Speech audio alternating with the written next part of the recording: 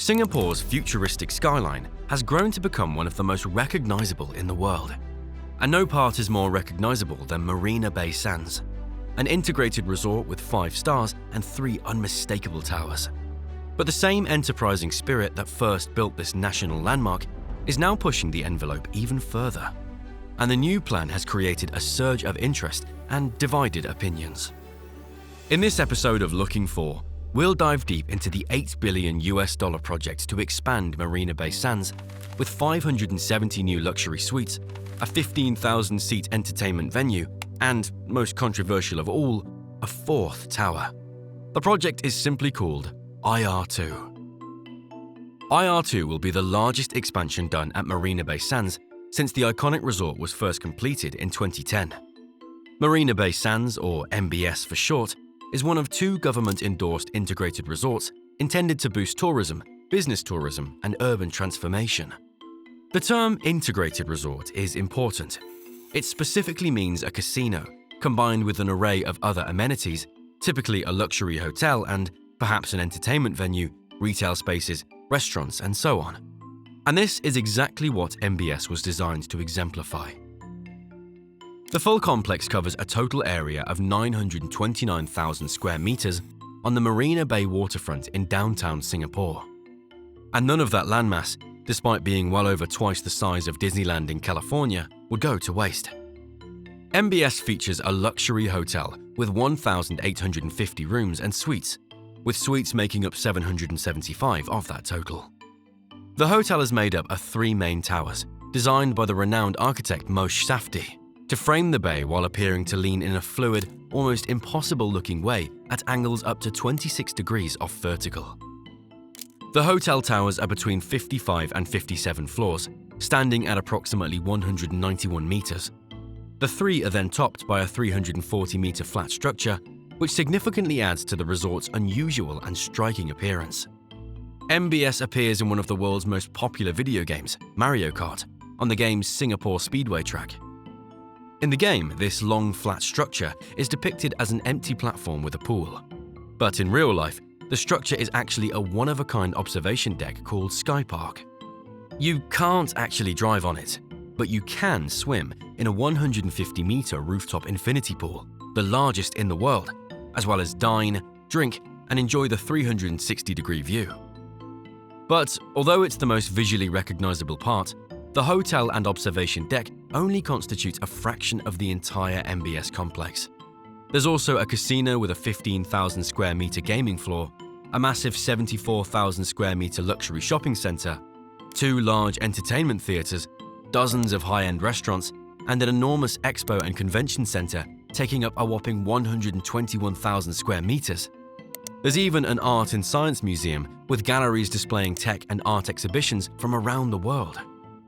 At the time of its opening, Marina Bay Sands was the most expensive standalone casino ever built, with an investment of $6.9 billion. The complex receives 45 million visitors each year and just celebrated its 500 millionth visitor in March of 2025. Net revenue in 2024 was $4.23 billion. Overall, since its opening, MBS is estimated to have contributed between 1.5% and 2.7% of Singapore's total GDP. Over 90% of procurement is spent on local suppliers, and the complex employs 11,800 people while creating approximately 20,000 additional jobs indirectly. For obvious reasons, Marina Bay Sands has been named a Singapore landmark and architectural icon, and it is arguably one of the most recognized and beautiful constructions in all of Southeast Asia. And all of that is important because it means MBS is cherished, not just economically, but culturally as well. So, needless to say, it was major news when it was announced that some multi-billion-dollar changes would be coming to this national symbol. The plan, known as IR2, was first made public back in April 2019. At that time, the estimated cost for the expansion was just over $3 billion. The initial proposal was more modest than its future version would prove to be, but it still came right out of the gate with what might be its most controversial aspect: the addition of a 4th tower. The 2019 plan included a 1,000-room tower to sit adjacent to the iconic original 3. But before anyone could even begin to argue over the idea, the COVID pandemic put everything, including the IR2 project, on unexpected pause. The next time the public heard about IR2 again, half a decade had passed, and the scale of the project had significantly increased. The new budget, announced in October 2024, was $8 billion, and that price didn't come from nowhere. IR2 had been shifted towards ultra-luxury. Instead of 1,000 rooms, the new tower would have 570 luxury suites. IR2 would now be a standalone concept with its own separate casino. It would also now have its own Sky Park-style observation desk called Skyloop and a 15,000-seat arena. All this required developer Las Vegas Sands to sign an agreement for an additional $1 billion of funding, allowing for 12,000 square meters of additional floor space. Reuters described the move by Las Vegas Sands as a major bet, and it's clear to see that this bet reflects how the economy has changed since the pandemic.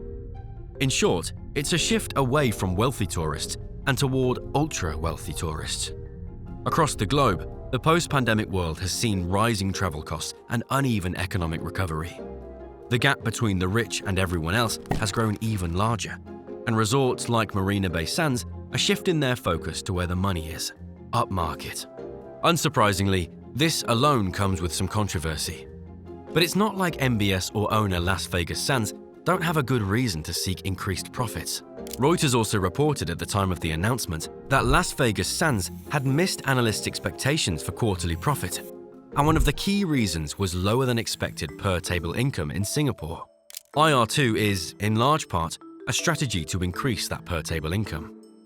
So, what is that strategy in detail? Well, the first move Las Vegas Sands made was to invite the original architect of MBS, Moshe Safdie, to design IR2. Safdie was reportedly given a clear brief from the Singapore government, which, according to CNN, warned against messing with a national symbol. Speaking on the subject, Safdie told the press, quote, "The Urban Development Authority repeatedly said, 'This is our icon. Our people of Singapore love this, and we cannot do anything that is going to compromise it.' And that was very much on our minds as well. How to make something that has its own identity but is very complementary." Safdie also admitted that he initially considered the idea of expanding the Sky Park rooftop to have it stretch across all 4 buildings, including the new one. But he changed his mind fairly quickly. Safdie opted for a less transformative strategy, putting the new 55-story tower off to the side and separate from the iconic original 3. According to CNN, Safdie at first considered the 4th tower to be comparable to the dot of an exclamation point. But after the pandemic and changing circumstances, Safdie's vision had to adjust. He decided to place the 4th tower even further from the other 3 than originally intended, placing the new 15,000-seat arena between them. His new plan was to, as he put it, make the buildings look related, like they're in the same family. One way Safdie achieved this was in his design of Skyloop, the observation deck/restaurant/public garden at the top of the new building. IR2 also echoes the curved, leaning tower form of the original 3 to ensure visual harmony in the Singapore skyline. Although the project has evidently been undertaken with some care, the critical moment came on July 15, 2025, when the groundbreaking ceremony was held. This was the moment that the world would really take notice, and the moment the world would offer its opinions, both good and bad, about the ultra-luxury expansion. The Prime Minister of Singapore, Lawrence Wong, stood on stage along Moshe Safdie and gave a speech in which he described how much the small island nation has transformed over the last half-century. Referencing the reclaimed land on which they stood, he said, quote, "In the 1970s, this was just open sea." He went on to say that, quote, "What we are doing and planning for Marina Bay is in fact just part of a broader and more ambitious transformation, one that spans the entire southern waterfront for Singapore.